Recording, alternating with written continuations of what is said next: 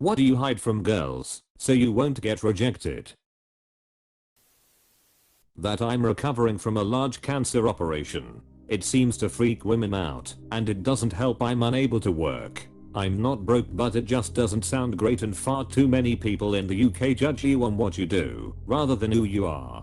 Have a good recovery, man. Such a tough thing you have to go through. Thank you, mate. It's been bloody horrible, but I'm getting there. I'll be in full remission in October this year. That I have no friends. It's a big turn off. Yeah. I don't talk to anybody my age outside of work or school. I wouldn't even know where to begin with an intimate relationship. Ironic given I do want one of making new friends. Area you me. If I didn't still interact with my high school friends, I'd be in the same boat. High school for me was like 7 years ago. I know personally many people who didn't really make any real friends after school. My pee when not erect. I'm a grower, not a shower. Do women know about shrinkage? It shrinks like a frightened turtle. Apostrophe. I call it the Moscow Midge. I hid my extremely large Pokemon collection from my girlfriend for about a year, thinking I'd get rejected, loving something so childish as a grown man. There was a night where she was so embarrassed after sex for not knowing she had started her period that she was in tears. I responded by opening up the hidden cabinet doors to my collection and told her not to feel bad because my thing was much more embarrassing 5 years later. And we are getting married this July. In my head, you keep opening more cupboards and gesturing as the Pokemon start tumbling out. This plant pot, full of Pokemon. The oven, the fridge, full of Pokemon. Reaches behind her ear. Pokemon. Hey babe, is it okay if my first edition Squirtle watches? That I've never had a girlfriend and I'm 23. A woman that liked me said when she found out, if no women wanted you, why should I? Lol, that s hurt. Fuck. I'm 27 and I haven't dated anyone. Fucked. I'm pregnant yet. This can be read both as an encouragement and as a joke. Lol. Or a threat. I talk to myself quite a bit when I'm alone. Out loud. I live alone. I hide this from pretty much everyone. It's very controllable. Like I do it intentionally. But it's just more natural to me than keeping my thoughts in my head. I also do this when alone. In fact, when I don't do it for multiple days in a row, I notice my mental health start to slip. It's a good tool to make sense of your thoughts. Man, I do it so frequently. I find myself getting annoyed with myself sometimes. It probably doesn't help that I'm an overthinker. Sometimes the audible conversation will just move into my head and I find myself saying shut up brain. So many shut ups. And mean things too. I'm so mean to myself. Me. But you just gestured to all of you? Was that a How to Train Your Dragon reference? Or am I tripping? It was. Trolls exist. They steal your socks. But only the left ones. What's with that? That it takes ages for me to fall for someone.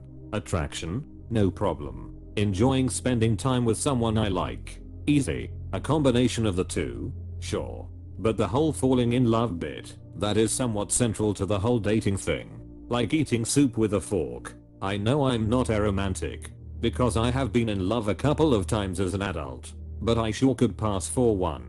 Learning about attachment theory might help you to know yourself better. School of Life has a good video on this.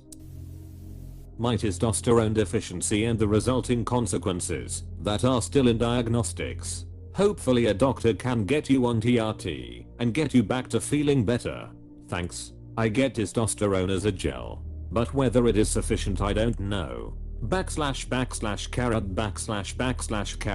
// My English is bad. I used a translator to help me. Hope you understand everything. If the creams don't work for you, try to get injectables. Cypionate ideally. Much better for a lot of people. My feeling towards them. Can't get rejected if you don't shoot your shot. The dark side of the Wayne Gretzky quote, you could miss 100% of the shots you take. I don't mention my ex who took her life for the scars under my beard. It's been used against me too often. I didn't mention my dead mom until I met my now wife. She was the first person that held me when I cried and was uncomfortable, but there and worked through it with me. You'll find one like her. They exist. I don't want to jinx it, but I may have found someone like that. Just make sure you reciprocate. Insecurities. Yep. Confidence is seen as something of an ideal, all while everyone are literal apes just running around pointing fingers saying this is wrong / right. I wonder what would happen if we were just open with the way we talked about ourselves. I think the way we structured our social skills and society is wrong.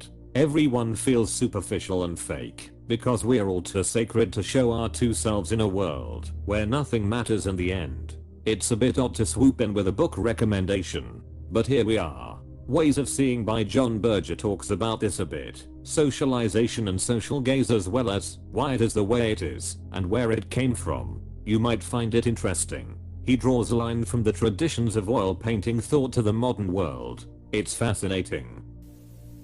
Nothing in particular. I try to be an open book with dating. If they ask something personal about MD, I'll answer as truthful as possible. It leads to more interesting conversations and honesty. If they reject me for it, that's fine. It will only lead to friction at the end of the road anyway. This is my exact approach as well. When I was younger, I tried holding things back. It always comes back to bite you in the end. I'm also of the mindset that I'd rather be rejected for things at the beginning than to have them come up years down the road. This is the best answer, not just romantically, but in most of life's relationships. Hiding things / lying / making up stories / etc is exhausting, stressful, hard to keep track of, and completely unnecessary. Glad I came to that realization in my late teens / early 20s. Life gets so much easier when you're just honest about yourself. 3. Nothing. They'll find out eventually, and then I've wasted both our time. Find someone who accepts you for you. It's better to have loved and lost than never loved at all. But it's better yet to love and not lose, because they know and accept the real you. Former heroin addict. I'm 6 months clean and been dating a wonderful girl for a couple months. I'm scared she will change how she views me. I'm planning on when / how I want to tell her. Balancing between not too soon to scare her away and not too late so she feels I lied / hid it from her. Congratulations on 6 months. That's a huge accomplishment. I know having that conversation will be hard for you, but you will no longer have to carry that secret on your shoulders and will feel so much better. She will also be grateful that you were honest. Yes, if you tell her as soon as things start getting serious, it could increase the trust. 5. 000 plus magic, the gathering cards. Lol, that S is probably worth money. It's a responsible investment, not a deterrent. Normally when someone has that many cards, a majority of it is bulk. Nice to build decks with, but not very valuable. My children. My girlfriend and my wife. Good call. My depression. Seriously. When I was dating I got hit with I want to be with someone that's past all their traumas. Like, okay, no one is past all their traumas. No disrespect to anyone, but that sounds like the kind of S an 24-year-old would say. Just incredibly naive and sanctimonious as people in their early to mid 20s are wont to be. Again, no disrespect. I was that way at that age, and as a 38-year-old who just finished grad school, I have had plenty of conversations with members of my cohort that might be described this way. Struggles with alcohol. If you are better but mention it, it's a huge red flag for them, so you lose. Even if you are better, since alcohol is so pervasive in all of society, it's the hardest thing to hide. If you don't want to drink but date, it's a hard issue to get around because it immediately surfaces. It's really a tough one. You could probably say something like alcohol messes with my stomach to explain your lack of drinking in the immediate term and deflect that conversation to a later date. I'm also someone who doesn't drink, but most of my friends / acquaintances do, and this is my go-to. In my case, it is true, but I think it could also work and probably be true for someone with a history of problematic drinking. Mental health issues. Good call. I talked to one of my partners about being bipolar and some of the symptoms of the disease, and she used that S against me to try to get away with everything. You're just being paranoid, honey, maybe it's just your disorder, etc. Never felt so low in my life. It's so annoying.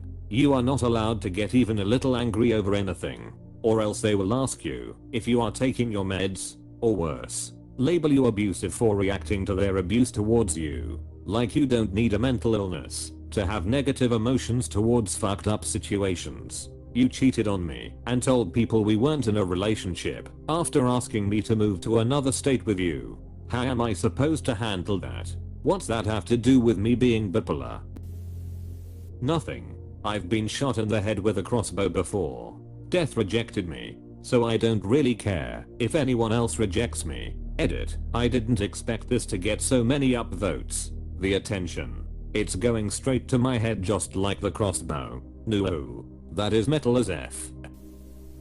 That I have depression and go to therapy. People like you more when they think you're just the lovable goofy ball. This resonates with me. I had to go to therapy for a while and most people treat you differently after you tell them. I still like Legos. The box says 9 to 99, so WTF they gonna do? Maybe he's 100?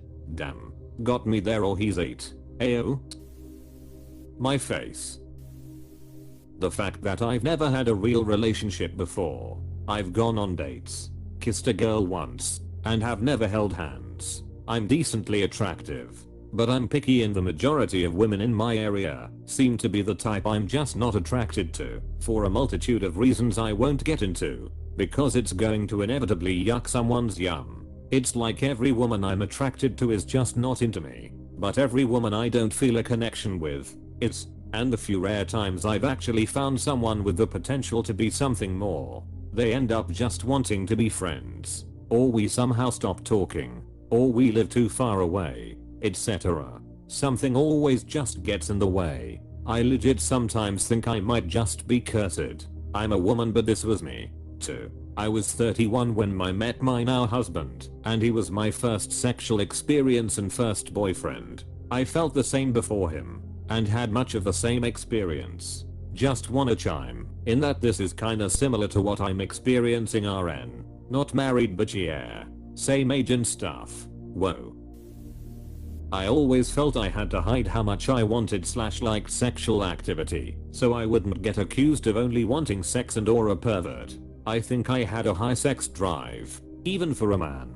Could have had sex 2 to 3 times a day in my teens and early 20s. Could have had it every day in my late 20s, early 30s. I never dated any woman that wanted sex that much. Only knew one guy that said his wife wanted it every day, but she was pregnant at the time, so I think her hormones were out of whack. It's funny, but my wife and I were kinda talking about this just the other day. We've been married over 20 years, and I said to her, you know, when we first got married I could have had sex with you every day for the first year or two. She looked at me surprised and horrified.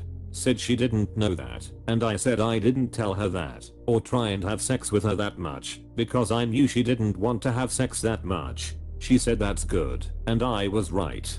Feo, you think wanting to bone twice a day when you were 19 makes you some kind of horny outlier? I must have been a chimpanzee then, when I had my first college GF. That I'm a virgin. Gonna wait till after I shoot my shot, Mayo. The shooting will be quite fast, take it from me. That's what I'm scared of. I shot it pretty late, 24 years old, and I was extremely afraid of the duration. I was bit drunk. That helped a lot, and also, if you are used to wank with enthusiasm you will feel that it's less intense than said wanking, and thus last way too long. I've been rejected, lied to, dumped, being cheated on. Heck, my last girlfriend was quite abusive towards me, and I almost made the mistake of actually marrying her. One thing I've learned from all of this pain, you may not get hurt by rejection if you don't try, but you will get hurt for missing out on things, and for hating yourself for the chances you did not take. And as the doctor once said, courage is not about not being afraid. It's about being afraid and doing it anyway. So take your chances. At worst you get a no. At best you can win the jackpot. In this very moment I'm wishing I never tried. Maybe I could have been happy ignorant of what other people have. I got further than some, but it all came crashing down, and I'm left feeling worse and more hopeless than I've ever felt. Being disabled. I was told 2 things on my last date, years ago now. 1. That she wouldn't have agreed to the date if she knew I was disabled. 2. That I shouldn't have been born. because the world needs less problems. I just turned 40 last year and it's quite hard knowing that you are never going to find someone that will love you. It was even harder when I realized this when I was young. I keep hoping I'm wrong, but deep down, I know I'm not. Practicing guitar and cannabis helps with the physical and mental pain. I don't live anymore. I just exist. My anxiety disorder /view 200D. I hear you. I get panic attacks if I have a bad stomach or sometimes when I drive.